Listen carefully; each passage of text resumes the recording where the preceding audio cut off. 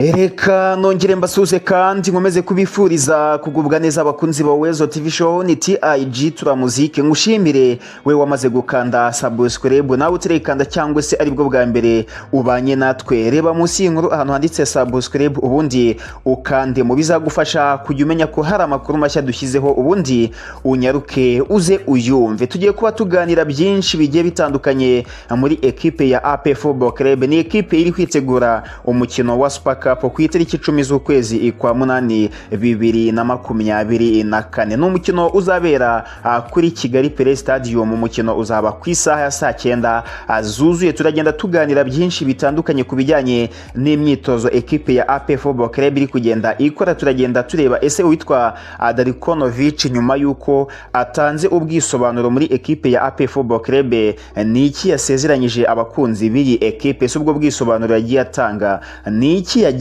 avugira muri ubwo bwisobanuro. Ibyo byose turagenda tubivimuzi n'imuzingo turebe. Turaza kuba tureba negative impact cyangwa positive impact ku mukino equipe ya AP Football Club izabikina na equipe ya Azam Football Club. Byose turagenda tubirebera hamwe muri iki kiganiro. Icyo usabwa nta kindi uretse kugikurikirana ukagisoza. Ikindi kandi turaza kuba tureba ese ubundi iki gikombe cya Super Cup kiruta ibindi kimaze gukinwa inshuro zingahe mu gihugu cy'u Rwanda. Equipe ya AP Football Club ifite ibikombe bingahe, yabitwaye ayahema equipe. Ibyo byose urabimenyera muri iki kiganiro. Icyo usabwa nta kindi uretse kudukurikirana ukacyumva ukagisoza, kandi uraza kuba umenya ibijyanye na jezi. Hari benshi baba twandikira batubwira bati mwaturangiye aho twakura jezi bimeze bite. Ibyo byose ngiye kuba mbikuvira imuzi n'imuzingo. Icyo usabwa nta kindi uretse kuba wakumva iyi nkuru yose kandi ugakanda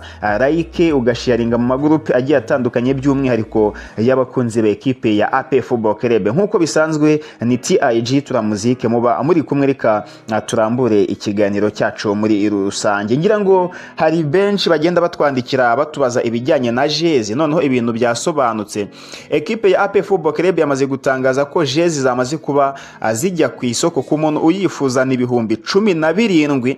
Bakaba bari kugenda batekereza ko zishobora kuzacururizwa muri Kigali Vision Sport. Ikindi kandi aya majezi ku mukino equipe ya AP Football Club izabikina na equipe ya Police Football Club, aya majezi byanga byakunda azaba ari kuri Kigali Pele Stadium. Bityo ku muntu uzajya kureba uyu mukino ashaka na jezi yakwitwaza amafaranga ubundi agahabwa jezi ni 17,000 nkuko ndi kugenda mbona byagiye bitangazwa. Nsuhuza uwitwa Mukunzi 1-2-3 no mutipe ukorera kuri Facebook kabisa, ubona ko ari update. Mukunzi nkuteye yambu kabisa. Abantu mugende mu mukurikirane kuri Facebook mu muhereze follow nyinshi cyane muri rusange. Umuhungu witwa Mukunzi Shafi Junior kabisa. So right, so reka dukomeze n'iki kiganiro cyacu tugende tureba Super Cup irabikinwa ku itariki 10 z'ukwezi kwa munani. Equipe ya AP Football Club imaze gutwara ibi bikombe inshuro 3 zose. Ubundi Super Cup imaze gukinwa inshuro 8. Mu nshuro 8 imaze gukinwa AP ifitemo ibikombe 3, mu gihe equipe ya Rayon Sport nayo ifitemo ibikombe 3, mu gihe AS Kigali ifitemo ibikombe 2. Equipe ya Rayon Sport yatwaye igikombe 2017 itsinze AP Football Club ibitego 2-0. 2019 Rayon irongera iragitwara inganyije na AS Kigali 2-2 itsinda AS Kigali penalty 3-1. Mu gihe 2023 equipe ya Rayon Sport yongeye gutwara iki gikombe itsinze APR 3-0. 2013 AS Kigali yagitwaye itsinze Rayon 1-0. 2022 AS Kigali yagitwaye inganyije na APR 1-0 kuri penalty. AS Kigali itsinda 5-4.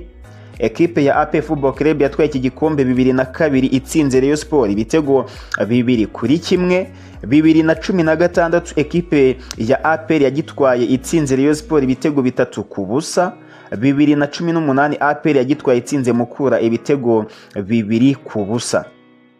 birumvikana ngo kuko bimeze, ekipe ya APR ifite 3, Rayon Sport ifite 3, AS Kigali yibitseho ibikombe 2. Niramuka itsinze Polisi, ekipe ya APR Football Club izahita igira ibikombe bya Super Cup 3 muri rusange. Nguko uko bimeze mu bijyanye na Super Cup. Abenshi baba batabizi, wenda nkavuga ntireka nkasobekemo kugira ngo byibuza nabo bagire byinshi bagenda bamenya kuri ekipe bakunda kandi bihebeye. Abenshi rwose mpamya ko baba banezerewe cyane. Birumvikana ko nyuma y'imyaka igeze kuri 6 ekipe ya APR idatwara Super Cup, iki ni cyo gihe kugira ngo ibe yayitwara, kuko urabona ko nyuma ya 2018 ekipe ya Rayon Sport na AS Kigali zarayihariye cyane. Ubwo turategereza ku itariki 10 z'uku kwezi kwa 8 turebe. N'abakunzi ba APR Football Club bafite inyota yo gutwara iki gikombe, dore ko bitanabagwa nabi kubera ko ni igikombe gishobora kugufasha kwitegura shampiyona neza. Ikindi kandi APR ikaba ifite irushanwa rya Champions League, bityo yarikina ifite ibakwe na courage kubera ko yaba yatwaye Super Cup. Navuga ko ari zimwe mu mbaraga. Andi makuru nabagezaho nuko kuri uyu munsi bidahindutse Ferwafa iza kuba ikora inama ifata icyemezo ku bakinnyi bazajya babanza mu kibuga b'abanyamahanga. Ku makuru ndi kugenda nkabuta, ubusanzwe babagara abakinnyi 6, ariko bikagenda bivugwa ko bashobora kuba 8, ariko mu kuba 8 ubwo bakaba ari abo wababanza mu kibuga wabashyira kuri bench utarenza abakinnyi 8. Byavugwaga ko bibaye byiza baba 8 kuri bench hakajyaho 4 se, biri kuvugwa ko bashobora kuba 8 gusa, ekipe yashaka ikababanza mu kibuga cyangwa se ntinababanzemo ariko bakaba ari 8. So turategereza tuze kumva imyanzuro iza gufatwa bidahindutse n'uyu munsi cyangwa se tukanabimenya nejo, ariko kuri update nahita ngira gutya nka guhereza. Ekipe ya APR Football Club iri kugenda ikora imyitozo, iri kwitegura umukino wa Police Football Club, birumvikana, ariko no mukino navuga ko abakunzi ba APR Football Club bafite amatsiko menshi yo kuzaba bareba uko bizaba byifashe. Bimwe mu byo witwa Delikonovic yatangarije ubuyobozi bwa ekipe ya APR Football Club, we yatangaje ko impamvu atakunze kugenda akoresha abakinnyi b'abanyamahanga ngo ari systeme yo kubahisha. Niko we yatangaje. Mu gutangaza ko ari systeme yo kubahisha, wenda birashoboka ko yahereje imbaraga nyinshi umukino wa Azam Football Club uzaba ku itariki 18 z'ukwezi kwa 8. Tukibaza duti ese witwa Delikonovic ko yatangaje ko ari kubahisha,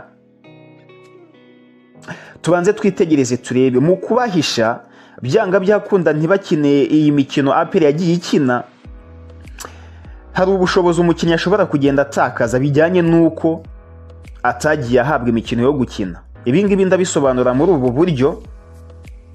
Turabanza twibaze ibi bintu bibiri. Delikonovic yahisha abakinnyi n'ibyo nkuko yagiye abitangaza, ariko se mu guhisha abakinnyi akaba ashobora kuba presenta cyangwa kubamurika ku mukino ekipe ya APR izakinamo na ekipe ya Azam Football Club. Ese uyu mukino uramutse uhuje APR na Azam bikarangira Azam isezereye ekipe ya APR, aba banyamahanga yabakoresheje, turabanza turebe ingaruka kuri we n'ibyiza kuri we. Aba bakinnyi baramutse bakoreshejwe APR igasezererwa na Azam, buriya ntiyashobora kuza amagambo agira ati impamvu Azam isezereye APR hakoreshejwe abakinnyi bashya nuko aba bakinnyi batari bamenyeranye, batahawe imikino itandukanye kugira ngo bamenyerane. Ubwo nibyo ndi kugenda nitegereza. Ese uyu Delikonovic ni iki akwiye kubasaba sahiye? Delikonovic je nitegereje mbona ko ameze nk'umuntu witeze umutego. Kubera iki yiteze umutego muri ubu buryo? Delikonovic aramutse aryamye kuri aba bakinnyi basanzwe ari gukoresha bagasezererwa na Azam, abakunzi ba APR Football Club bavuga bati impamvu Azam dusezereye nuko wicaje abakinnyi b'abanyamahanga, kandi ibyo bavuga birumvikana pe. Ikindi abanjemo abakinnyi b'abanyamahanga nabwo bagasezererwa, abakunzi ba APR Football Club bavuga bati impamvu basezerewe nuko utigeze ubahereza umwanya kugira ngo bakinishwe. Mwumva ukuntu uyu mugabo Delikonovic yiteze umutego, hamwe bavuga ngo umanika agati wicaye wajya kukamanura ugahaguruka. Ubwo abakunzi b'ekipe ya APR baragenda bambwira muri comment niba ibyo ndi kuvuga hari ikiri kumvikana, muragenda mumbwira muri comment muze tuganire, biba byiza cyane. Delikonovic agasigara yicaye asenga Imana ati Mana mfasha nsezerere ekipe ya Azam Football Club kuko nintayisezerera bizambana ibisusa. Niko bimeze. kuko sinibaza ukuntu azasobanurira abakunzi ba APR mu gihe ekipe ya Azam izaba yasezereye ekipe ya APR, kuko saa iyi ngiyi buri mukunzi wa APR wese arakibaza ku bakinnyi bashya APR yaguze kuko ntarababona. Icyakoze uwitwa Dawuda amaze kumenywa uko yitwara mu kibuga ntawe utabizi, uwitwa Richmond Lamptey amaze kumenyekana uko yitwara mu kibuga ntawe ubizi. Ikindi nuko uwitwa Arius Wane kubiri kugenda bigaragara arusha uwitwa Yunus, nubwo byatangiye tugenda tubona hari utuntu two kunuganuga kuri Suwane, ariko mu minota mike ari guhabwa byamaze kugaragara ko Suwane arusha Yunus pe. Dutegereze turebe ku mukino APR izakinamo na Polisi, niba yaratangaje ko ari guhisha aba bakinnyi. Byanga byakunda Azam irabizi ko hari Super Coupe izakinwa na Polisi na APR, ibyo byo Azam irabizi, bityo ishobora no kuba yashyiraho iki za maneko. Nkitegereza nkibaza ntese kuri Super Cup ubwo bizagenda bite? Ntazakinisha ikipe asanzwe ari gukinisha abakinnyi b'abanyamahanga akagenda bashyiramo gake gake? Ese ho azahita afata umwanzuro ababanzemo? Ariko ibyiza nuko mbona yakabaye abashyiramo akazakina na Azam hari ukuba bamenyeranye. Erega buriya mw'abantu mwe kuba ekipe iri gukorana imyitozo no kuba umukinnyi yahabwa umwanya agakina umukino wa competition, ngiye mba numva aho hantu bitandukanye pe, mba numva bitandukanye rwose, ku buryo aba bakinnyi bakabaye barahawe umwanya. Ariko ubwo Darikonovic yatangaje ko yari ari kugenda abahisha kugira ngo Azam itamwiga, ubwo nizere ko afite urufunguzo rwo kuba azasezerera iyi ekipe. Kuyisezerera bizamuhesha kongera kwigarurira abakunzi ba APR Football Club, gutsindwa na Azam bizamuhesha guterebwa icyizere n'abakunzi ba APR. Nge niko mbibona rwose, kandi nahoze mbibabwira ko yitambitse umutego, agomba gusenga Imana gusa ikamufasha gusezerera Azam. Yakoresha abakinnyi basanzwe, yakoresha abakinnyi bashya, ariko akayisezerera. Natayisezerera nakubwiye uburyo yamaze kwitambika umutego. Yakoresheje abakinnyi basanzwe azashinzwa kuba atarakoresheje abashya, nakoresha abashya azashinzwa kuba atarabahaye umwanya ngo bamenyerane. Nguko uko mbibona mu mboni zanjye, ibitekerezo muragenda mubitanga. Ikindi ku mukino APR izakinamo na Polisi nabitangiriyeho ni ku wa gatandatu ku isaha ya saa 9 muri Kigali Play Stade. Ibiciro ntibirajya hanze, nibijya hanze tuhita tubibatangariza. Wowe icyo usabwa nta kindi uretse kureba munsi y'inkuru ahantu handitse subscribe ugakandamo, bikazajya bigufasha kugenda ukurikirana inkuru tugenda tubagezaho.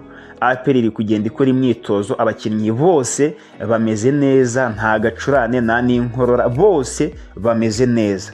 Ikindi mureke twitegura umukino wa Super Cup ku wa gatandatu, dushyigikire ekipe. Umukino mukuru yari yateguye ku wa gatandatu izakinamo na Rayon wamaze kubuhagarikwa, gusa mukuru yandikiye Ferwafa yibaza impamvu.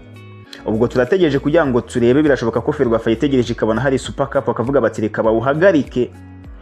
Ariko abenshi bakibaza bati mu Bwongereza ko hazakinwa Community Shield n'andi ma ekipe akagenda akina. Community Shield ni igikombe kiruta ibindi cyangwa se gihuza ekipe yatwaye FA Cup n'yatwaye Championa. Kuki mu Rwanda byagenze bityo? Right, turagenda dutegereza turebe. Ni TG Turamuzike, ndabakunda cyane.